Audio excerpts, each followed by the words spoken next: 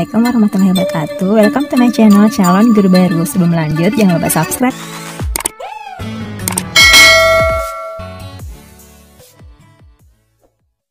Nah, siapa nih di antara kalian yang cita-citanya kalau sudah lulus dari SMA ingin melanjutkan ke sekolah kedinasan?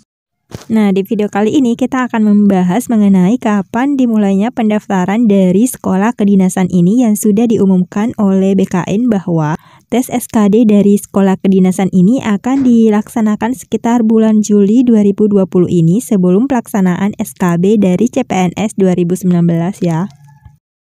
Nah, jadi dikutip dari postingan dari Twitter BKN pada tanggal 7 Mei 2020, di sini Kepala Biro Humas Hukum dan Kerjasama BKN, Bapak Prayono mengatakan bahwa pengumuman seleksi sekolah kedinasan atau Dikdin tahun 2020 akan dilakukan mulai dari tanggal 1 Juni dan pendaftaran online lewat portal SSCN ASN BKN akan dibuka pada tanggal 8 sampai dengan 23 Juni 2020.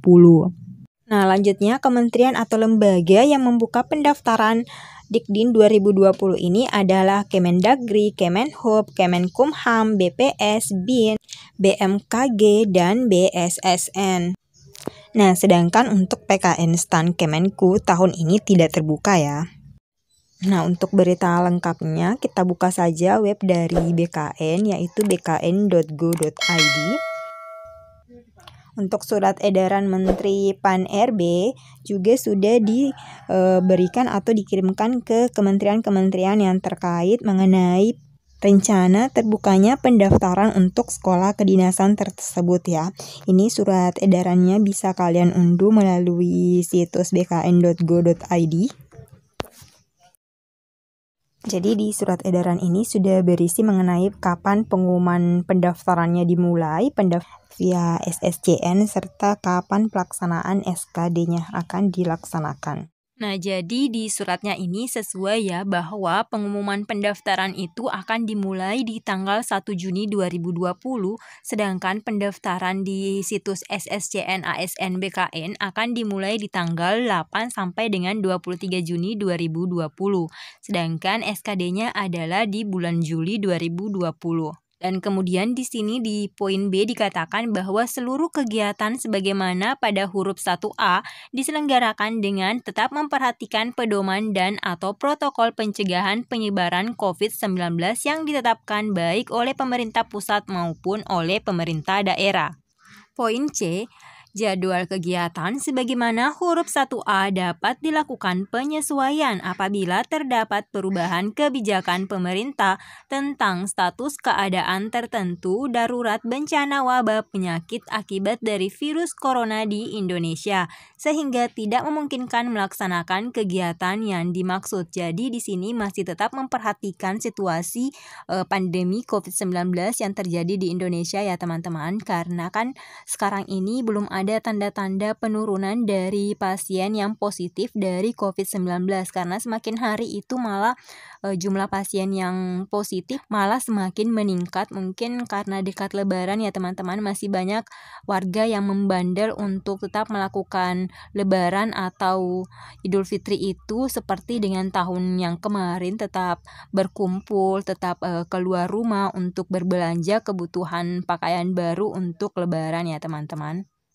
Kemudian yang D, rencana kegiatan perkuliahan diatur oleh masing-masing kementerian atau lembaga dengan memperhatikan perkembangan pemberlakuan atau perubahan status keadaan tertentu darurat bencana wabah penyakit akibat virus corona di Indonesia pada saat itu.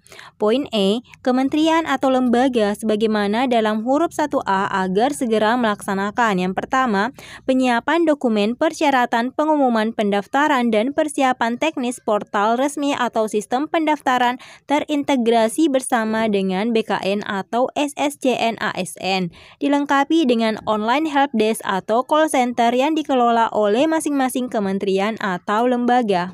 Jadi di sini di poin N-nya itu adalah mengenai hal teknis yang akan dipersiapkan oleh kementerian yang terkait yang akan membuka pendaftaran untuk sekolah kedinasan itu sendiri ya teman-teman.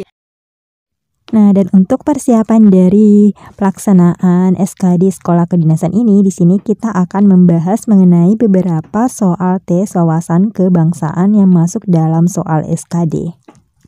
Oke, untuk soal part 1 ini akan membahas mengenai TWK khususnya tentang perundang-undangan ya. Kita mulai dari soal nomor 1. Setiap orang memiliki persamaan harkat dan martabat. Hal ini terkandung dalam apakah A. The 15 Point, B. Universal Declaration of Human Rights, C. Declaration of America, D. Alinea kedua Undang-Undang Dasar 1945, atau yang E. Free Fight Berelim.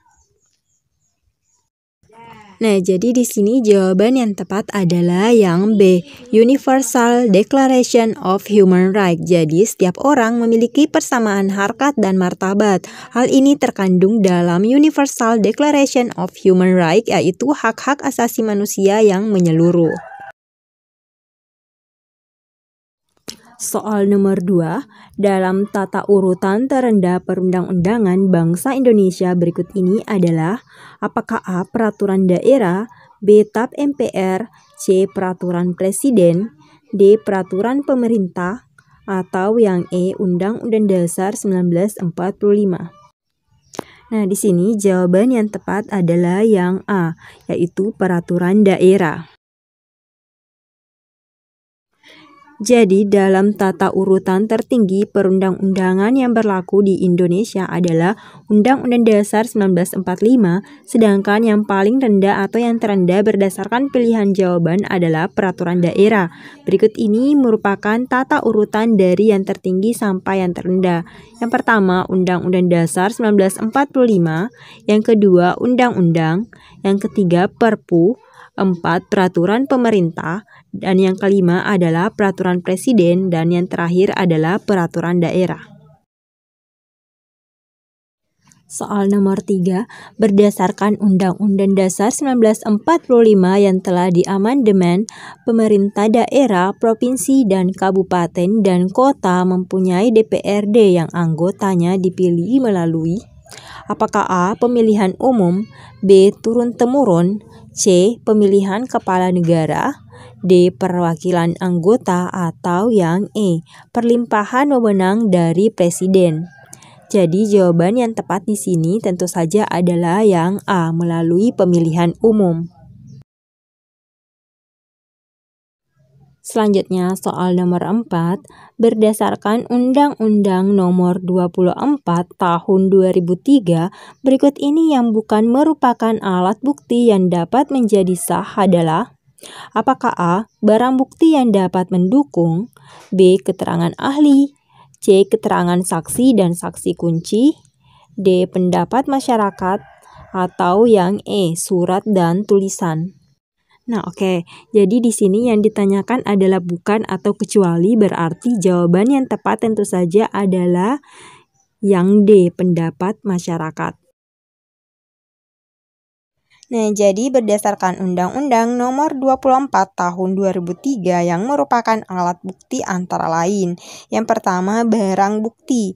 Yang kedua, keterangan ahli. Ketiga, keterangan saksi. Keempat, surat dan tulisan. Sedangkan opini atau pendapat masyarakat bukanlah merupakan alat bukti yang sah. Oke, kita lanjut ke soal nomor 5.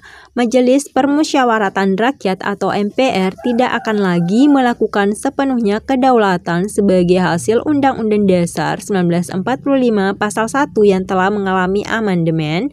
Hal ini dikarenakan apakah A. Presiden menjadi mandataris MPR sehingga berhak memerintah, B. Kedaulatan sepenuhnya berada pada lembaga konstitusi, C. Kedaulatan berada di tangan rakyat, D. Kedaulatan di tangan anggota legislatif, eksekutif, dan yudikatif, atau yang E. Kedaulatan sepenuhnya berada di tangan lembaga tinggi negara. Nah, jadi Majelis Permusyawaratan Rakyat tidak akan lagi melakukan sepenuhnya kedaulatan sebagai hasil Undang-Undang Dasar 1945 Pasal 1 yang telah mengalami amandemen. Hal ini dikarenakan kedaulatan berada di tangan rakyat. Jadi yang paling tepat adalah choice yang C. Selanjutnya, soal nomor 6. Gubernur, bupati, dan wali kota masing-masing sebagai kepala pemerintah daerah, provinsi, kabupaten, dan kota. Mereka dipilih berdasarkan mekanisme apakah A.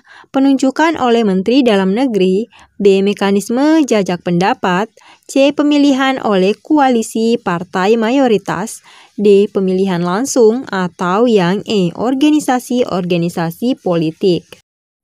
Nah, jadi para kepala daerah ini dipilih berdasarkan dengan yang D, pemilihan langsung. Soal nomor 7, dalam makna pembukaan Undang-Undang Dasar 1945, terutama dalam alinea pertama, bagi bangsa Indonesia antara lain mengandung maksud sebagai apakah A. Sumber dari segala hukum yang berlaku atau tertib hukum, B. Peraturan perundang-undangan yang tertinggi, C. Deklarasi terbentuknya suatu bangsa dan negara Indonesia, D. Pernyataan kemerdekaan yang terperinci, atau yang E. Pernyataan tentang hak-hak asasi manusia yang paling mendasar. Nah, jadi dalam makna pembukaan Undang-Undang Dasar 1945 bagi bangsa Indonesia, antara lain sebagai pernyataan kemerdekaan yang terperinci. Jadi yang paling tepat adalah choice yang D. Lanjut ke soal nomor 8. Dalam penjelasan yang terdapat dalam Undang-Undang Dasar 1945 terdapat penafsiran otentik terhadap Undang-Undang Dasar 1945. Hal ini karena pada penjelasan apakah A.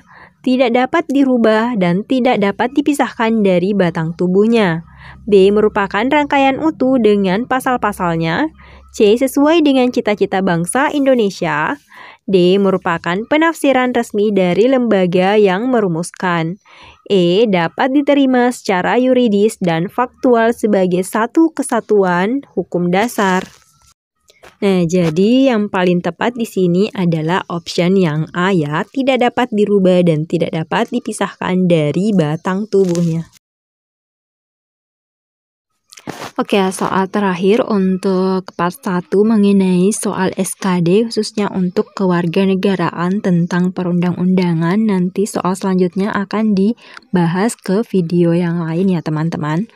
Jadi pasal-pasal dari Undang-Undang Dasar 1945 yang merupakan ketentuan-ketentuan pokok materi dari hukum dasar yang tertulis tercantum dalam apakah A. Pembukaan Undang-Undang Dasar 1945, B. Batang tubuh Undang-Undang Dasar 1945, C. Penutup Undang-Undang Dasar 1945, D. Ketetapan Presiden, atau yang E. Peraturan Pemerintah.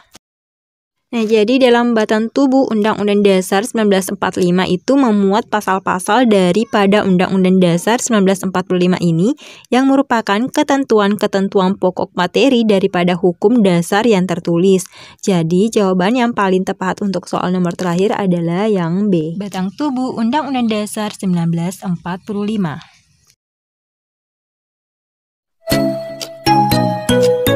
Oke, sekian video untuk hari ini. Thank you for watching. Jangan lupa subscribe, like, comment, and share. Assalamualaikum warahmatullahi wabarakatuh.